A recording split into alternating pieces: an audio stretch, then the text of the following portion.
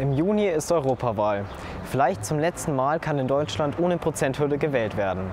Das heißt, vielleicht zum letzten Mal haben auch Kleinstparteien die Chance, in das Parlament einzuziehen.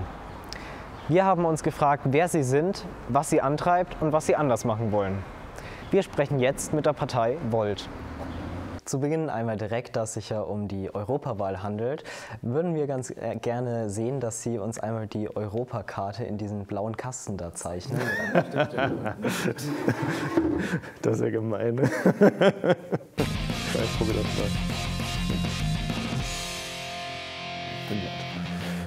Das wäre jetzt sehr, sehr grob. Im Wahlkampf werben Sie viel mit europäischen Themen. Ist das Ihr Hauptthema und wie stellen Sie sich ein Europa der Zukunft vor? Also für mich persönlich ist tatsächlich Europa nicht das allererste Hauptthema gewesen. Mein persönlicher Aufhänger ist Klimaschutz und Nachhaltigkeit gewesen. Und vor allem halt auch eine nachhaltige Wirtschaft und Gesellschaft. Und meine Überzeugung ist aber die, wenn wir so in so einer globalen Welt leben, also dieses Europa ist ja eigentlich, wenn man so einen Globus anguckt, eigentlich selber schon ziemlich klein. Wenn wir in so einer globalen Welt leben heute, dann ist es aus meiner Sicht wichtig, dass wir möglichst gleiche Regeln für die Wirtschaft und für die Gesellschaft haben, wie wir bei so Dingen wie Nachhaltigkeit oder auch bei sozialen Standards zusammenarbeiten.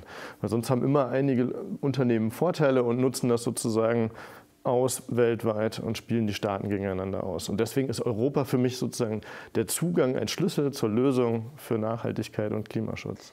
Neben Europa. Geben Sie uns einen schnellen Überblick über Ihre Positionen und Programmpunkte.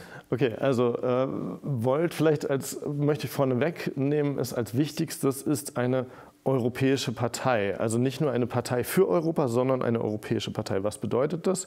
Wir gründen die gleiche Partei in allen europäischen Ländern und teilweise auch in Ländern außerhalb der EU. Und wir versuchen in allen diesen Ländern mit dem gleichen Wahlprogramm für die gleichen Ziele anzutreten. Damit an sich integrieren wir quasi schon stärker in Europa. Die wichtigsten Forderungen, die wir so haben, ist tatsächlich, würde ich gleich mit Nachhaltigkeit nochmal anfangen, nämlich, dass wir Europa bis 2040 klimaneutral haben wollen. Wir sind aber auch gegründet, ganz klar als Partei gegen Populismus und gegen Rechtsextremismus. Da muss man heutzutage natürlich sagen, das ist dramatischer als je zuvor sozusagen. Also wir sind ganz klar für eine offene Gesellschaft, für eine tolerante und solidarische Gesellschaft. Ein Grund auch war, wo wir ja ganz klar sehen, dass die EU im Moment nicht funktioniert, ist das Thema Asylpolitik. Also solange Menschen im Mittelmeer sterben, versagt Europa eigentlich und versagen die Länder in ihrer Zusammenarbeit. Weil ja, das ist ja nicht unser Wertesystem, dass wir sagen, ja, dann sterben die da halt einfach, weil die versuchen hierher zu kommen. Ne? Also das mal so ganz grundsätzlich.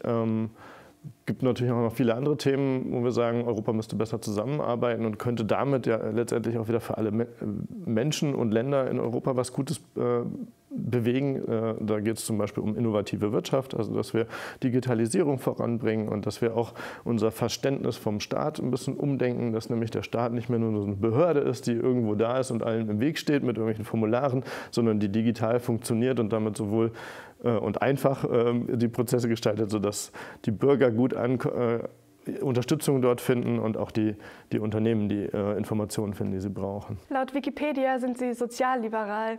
Können Sie uns erklären, was genau das bedeutet?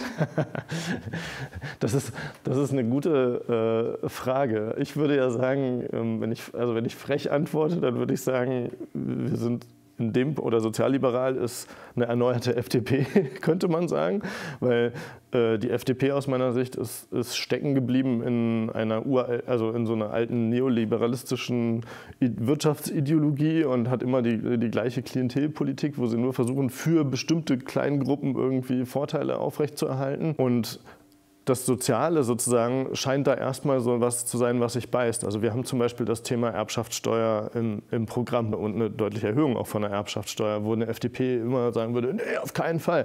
Und wir sagen halt, hey, die Schere zwischen Arm und Reich geht auseinander, da braucht es so etwas. Ne? Oder wir diskutieren über ein Grundeinkommen und wie soziale Absicherung besser funktionieren kann, was Themen sind, wo die FDP auch deutlich zurückhaltender ist. Ne?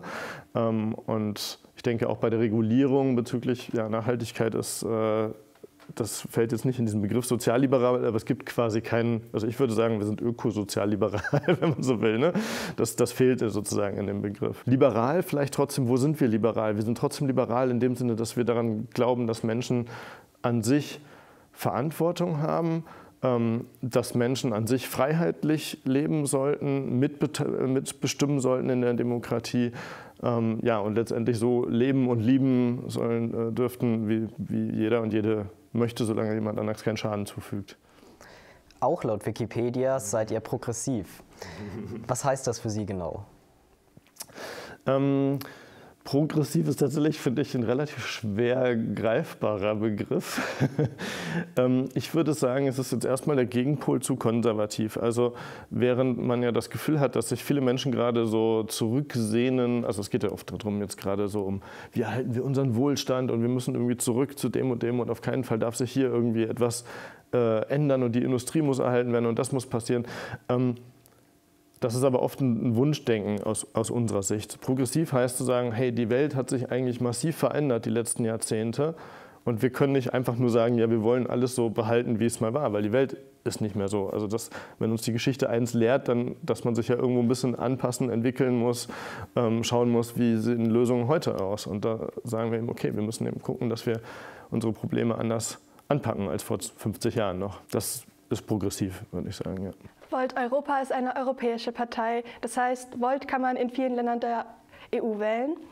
Im Vergleich zu nationalen Parteien, was gibt es da für Unterschiede für Sie und für die Wählerinnen? Ja, das zeigt gleichzeitig auch sozusagen, was für ein Verbesserungspotenzial erstmal die Demokratie in Europa noch hat. Weil, nur mal als ganz krasses Beispiel, was für einen Unterschied gibt es für uns als Partei? In Deutschland mussten wir 4.000 Unterschriften sammeln, damit wir antreten dürfen bei der Europawahl.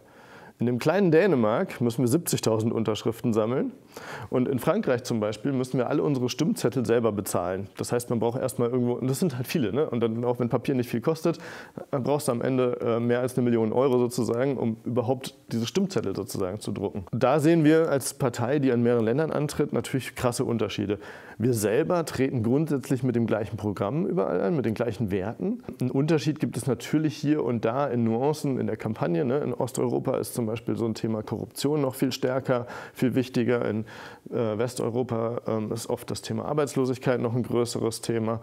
Ne? Und entsprechend muss man natürlich ein bisschen national gucken, wo setzt man seine Schwerpunkte. Aber prinzipiell mit einem Programm für ganz Europa und gucken dann lokal, wie müssen wir noch ein paar Anpassungen machen, dass das gut passt. Last but not least, also uns gibt es, wie gesagt, in allen europäischen Ländern mindestens quasi als Team.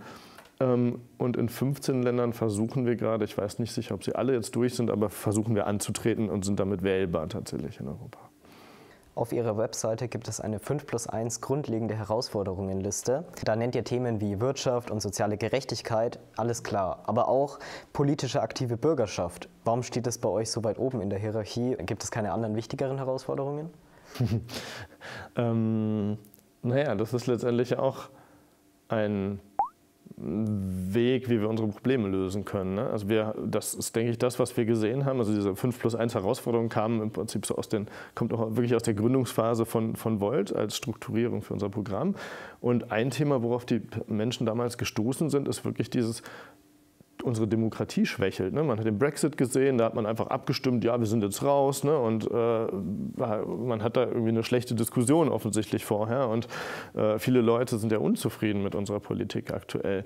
Und unserer Meinung nach sollten wir aber nicht unsere Lösung darin suchen, dass wir sagen, okay, wo ist hier so der eine der eine Mann oder was, der starke Mann, der sagt, wo es lang geht und nach autoritären Lösungen suchen, sondern im Gegenteil, wir sollten wieder mehr gucken, wie können wir als Menschen miteinander in Dialog gehen, wie können wir gemeinsam Lösungen finden, wie können wir zum Beispiel über Bürgerbudgets, also dass man Teil in der Stadt zum Beispiel über die Projekte abstimmt und einbringen kann oder Bürgerräte, ne, wo entsprechend Themen diskutiert werden und Sachen eingebracht werden über Bürgerbeteiligung. Also wie können andere Formate gefunden werden, um eben unsere Bevölkerung wieder mehr aktiv in die Demokratie einbringen zu lassen und nicht nur, ich kreuze irgendwas an und meckere danach und bin die ganze Zeit unzufrieden, Modus zu bringen.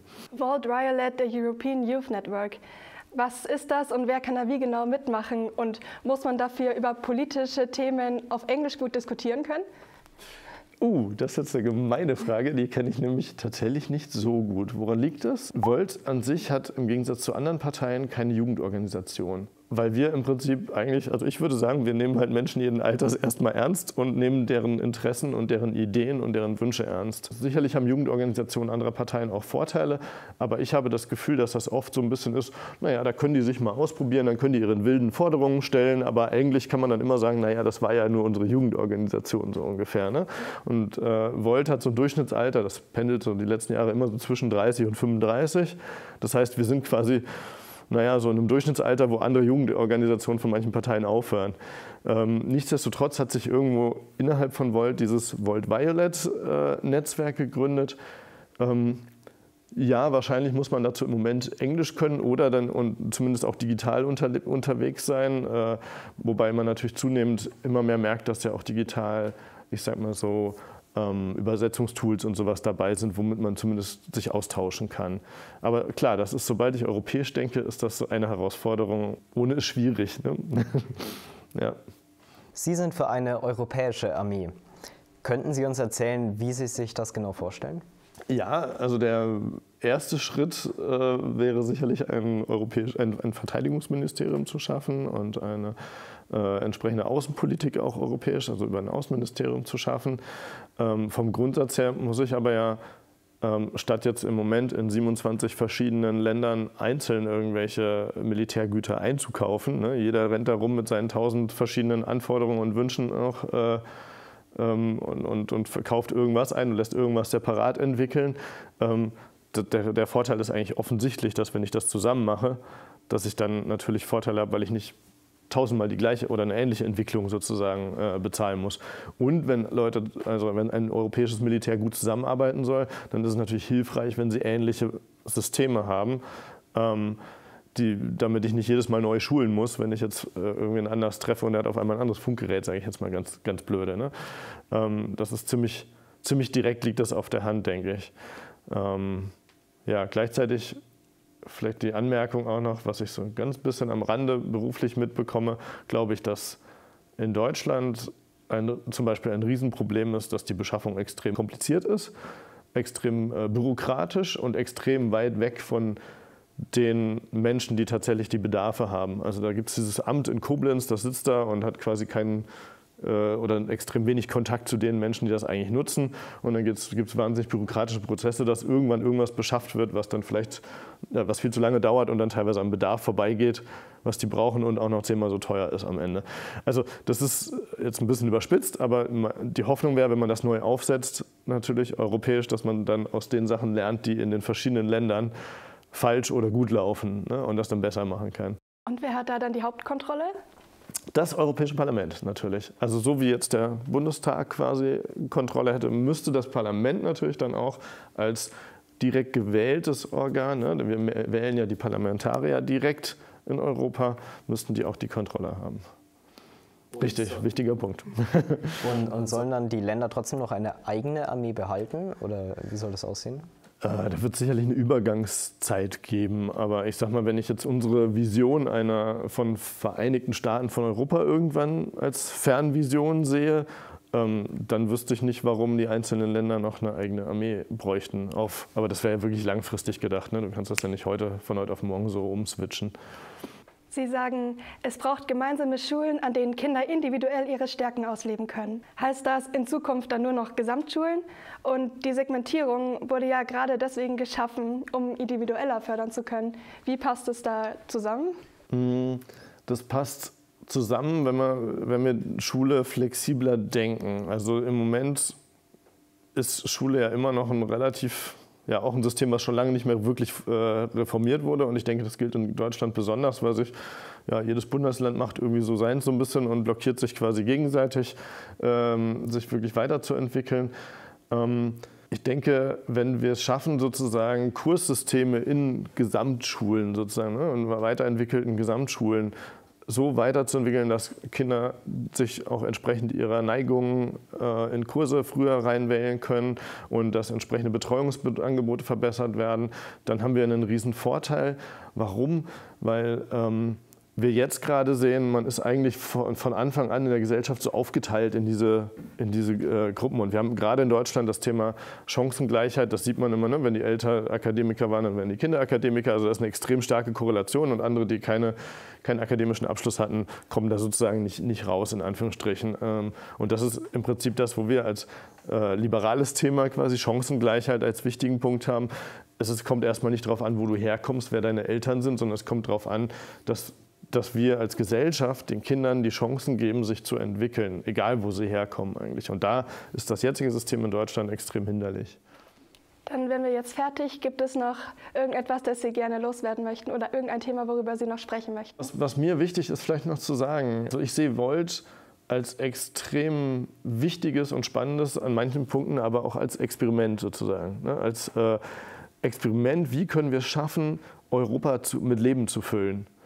Ne? Also wir haben ja dadurch, dass wir europäisch sind, einige Stärken, wie zum Beispiel, wir können ja wirklich sagen, ne, wir sind vernetzt, wir tauschen uns über Inhalte aus, ne, ich kann direkt jetzt jemanden irgendwo in Portugal anschreiben von Volt und sagen, hey, wie sieht das bei dir in Lissabon mit Radwegen aus, von mir aus. Ja? Also wir können relativ direkt, schnell, digital uns austauschen und haben dadurch extrem viele Vorteile. Auf der anderen Seite haben wir natürlich die Hürden, mit der wahrscheinlich auch eine EU zu kämpfen hat, nämlich erstmal guckt jeder doch immer irgendwie, das liegt in uns Menschen wahrscheinlich, so auf sein nächstes Umfeld, dann vielleicht so auf die Leute, die die gleiche Sprache sprechen und das geht selbst diesen europäisch gesinnten Volt dann teilweise so, und dann guckt man erst nochmal so auf die größere Struktur. Und da ist natürlich für uns die Frage, wenn ich ein Europa mit Leben füllen möchte, wie baue ich unsere Volt-demokratischen Prozesse ein? Ne? Also wie schaffe ich es, dass wir alle zusammen ein Programm haben, dass wir uns alle daran halten, dass wir daran mitarbeiten können an diesem Programm, dass die Leute mitbestimmen dürfen? Wie sieht Demokratie für uns aus? Und insofern finde ich, hat das ein bisschen was von einem Experiment hier und da, einem extrem ehrgeizigen Experiment. Aber wir können da drin lernen und können aus dem Gelernten halt auch wieder die EU besser machen.